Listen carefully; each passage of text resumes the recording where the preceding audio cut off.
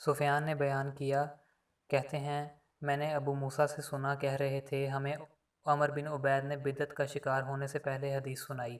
صحیح مسلم حدیث نمبر 71۔ معاذ عنبری نے کہا، میں نے واسط کے قاضی ابو شیبہ کے بارے میں دریافت کرنے کے لیے شعبہ کی طرف لکھ کر بھیجا تو انہوں نے جواب میں میری طرف خط لکھا کہ اس سے کوئی چیز روایت نہ کرو اور میرا خط پھاڑ دو۔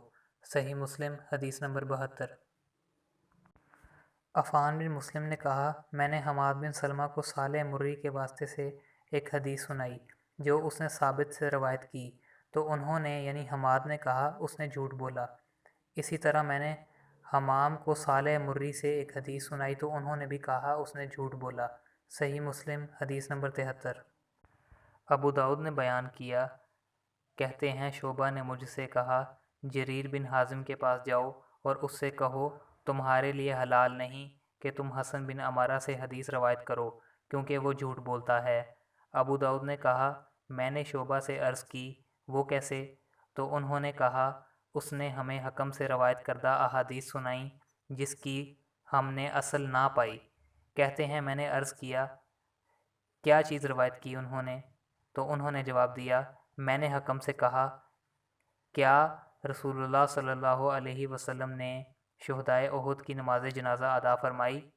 تو انہوں نے جواب دیا، آپ نے ان کی نماز جنازہ نہیں پڑھی، جبکہ حسن بن عمارہ نے حکم ہی سے مقسم کے حوالے سے ابن عباس رضی اللہ تعالیٰ عنہ سے یہ روایت بیان کی کہ نبی کریم صلی اللہ علیہ وسلم نے ان کی نماز جنازہ پڑھی اور انہیں دفن کیا۔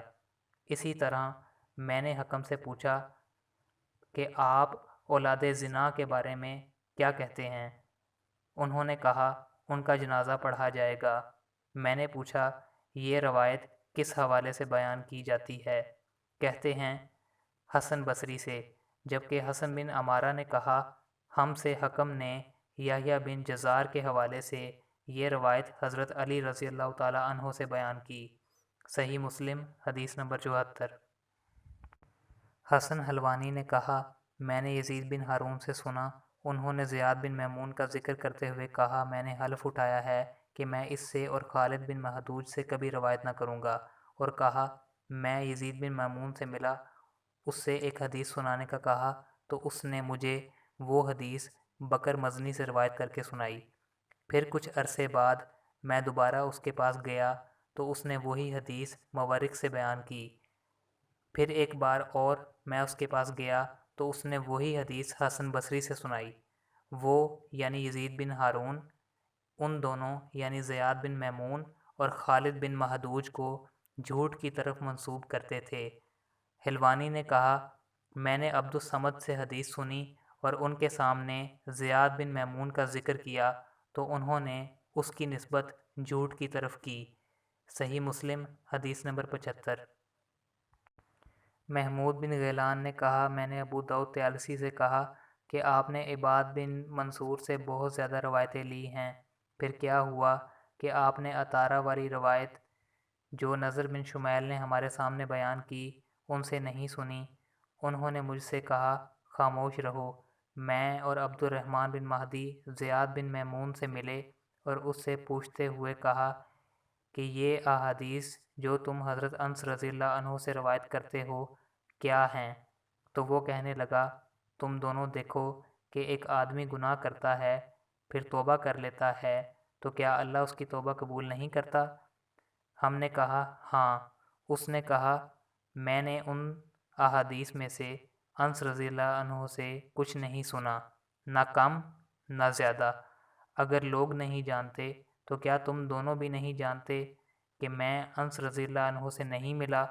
ابو داؤد نے کہا، پھر ہمیں یہ خبر پہنچی کہ وہ وہی روایتیں بیان کرتا ہے تو میں اور عبد الرحمن اس کے پاس آئے تو وہ کہنے لگا کہ میں توبہ کرتا ہوں۔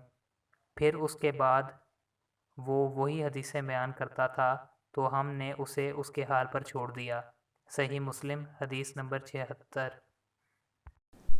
حسن حلوانی نے بیان کیا، کہتے ہیں میں نے شبابہ سے سنا، وہ کہتے ہیں عبد القدوس ہمارے سامنے حدیث بیان کرتا تھا اور کہتا تھا، سوید بن اقلا، شبابہ نے کہا میں نے بعد القدوس سے سنا کہتا تھا رسول اللہ صلی اللہ علیہ وسلم نے روح کو عرض بنانے سے منع فرمایا ہے۔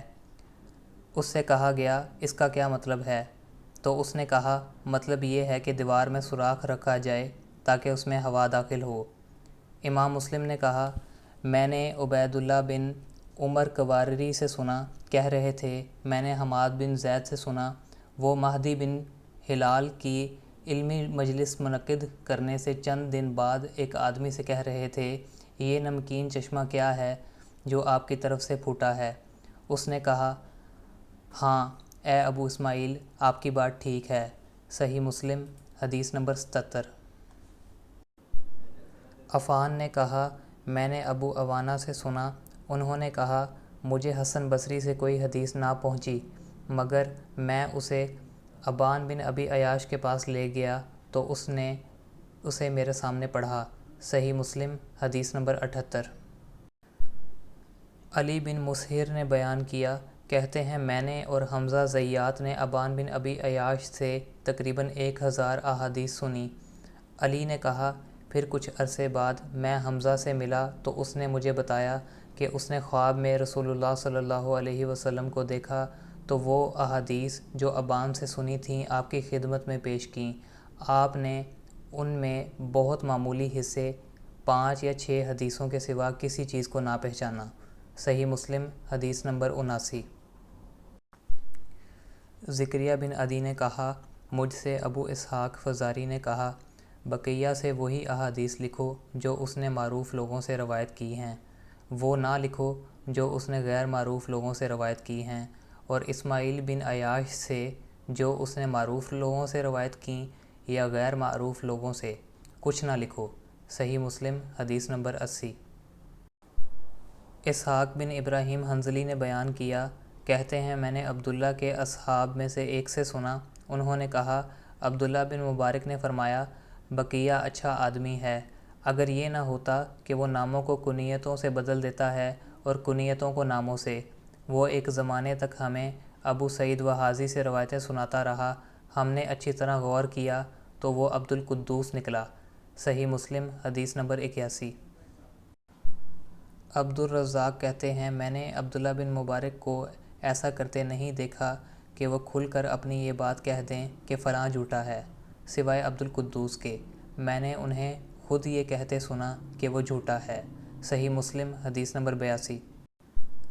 عبداللہ بن عبد الرحمن دارمی نے مجھ سے بیان کیا کہتے ہیں میں نے ابو نعیم سے سنا اور انہوں نے معلّہ بن عرفان کا ذکر کیا اور کہا اس نے کہا ہم سے ابو وائل نے بیان کیا کہ صفین میں ابن مسعود رضی اللہ تعالیٰ عنہ ہمارے سامنے نکلے تو ابو نعیم نے کہا کہ ان کے بارے میں تمہاری رائے یہ ہے کہ وہ موت کے بعد دوبارہ زندہ ہو گئے تھے۔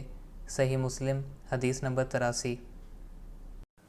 عفان بن مسلم سے روایت ہے کہ ہم اسماعیل بن علیہ کے ہاں تھے تو ایک آدمی نے دوسرے آدمی سے روایت بیان کی، میں نے کہا وہ مضبوط نہیں، تو اس آدمی نے کہا تم نے اس کی غیبت کی ہے۔ اسماعیل کہنے لگے انہوں نے اس کی غیبت نہیں کی بلکہ حکم بیان کیا کہ وہ ثبت نہیں ہے۔ صحیح مسلم حدیث نمبر 84۔ بشر بن عمر ہم سے بیان کرتے ہیں کہتے ہیں میں نے امام مالک سے محمد بن عبد الرحمن کے بارے میں پوچھا جو سعید بن مسیب سے احادیث روایت کرتا ہے تو انہوں نے کہا وہ ثقہ نہیں۔ میں نے مالک بن انس سے ابو حویرث کے بارے میں سوال کیا تو انہوں نے فرمایا وہ ثقہ نہیں۔ پھر میں نے ان سے اس شعبہ کے بارے میں سوال کیا جس سے ابن ابی ذئب روایت کرتے ہیں تو فرمایا وہ ثقہ نہیں۔ میں نے ان سے صالح مولا طوامہ کے بارے میں سوال کیا تو انہوں نے کہا وہ ثقہ نہیں۔ میں نے ان سے حرام بن عثمان کے بارے میں پوچھا تو فرمایا کہ وہ ثقہ نہیں۔ میں نے امام مالک سے ان پانچوں کے بارے میں پوچھا تو انہوں نے فرمایا یہ سب حدیث بیان کرنے میں ثقہ نہیں۔ میں نے ان سے ایک اور شخص کے بارے میں پوچھا جس کا نام میں بھول گیا ہوں تو انہوں نے کہا کیا تم نے میری کتابوں میں اس کا نام دیکھا ہے؟ میں نے عرض کی نہیں، تو فرمایا اگر ثقہ ہوتا تو تم اس کا ذکر میری کتابوں میں دیکھتے۔ صحیح مسلم حدیث نمبر 85۔ ہم سے حجاج نے بیان کیا کہتے ہیں ہم سے ابن ابی ذئب نے شرحبیل بن سعد کے حوالے سے حدیث بیان کی اور وہ متہم تھا۔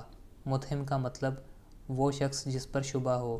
صحیح مسلم حدیث نمبر 86۔ ابو اسحاق طالقانی کہتے ہیں، میں نے عبداللہ بن مبارک سے سنا، کہہ رہے تھے ایک وقت تھا اگر مجھے اختیار دیا جاتا کہ میں جنت میں داخل ہوں یا عبداللہ بن محرر سے ملوں تو میں اس کا انتخاب کرتا کہ پہلے اس سے ملوں پھر جنت میں جاؤں گا۔ پھر جب میں نے اسے دیکھ لیا تو اس کے مقابلے میں ایک مینگنی بھی مجھے زیادہ محبوب تھی۔ صحیح مسلم حدیث نمبر 87۔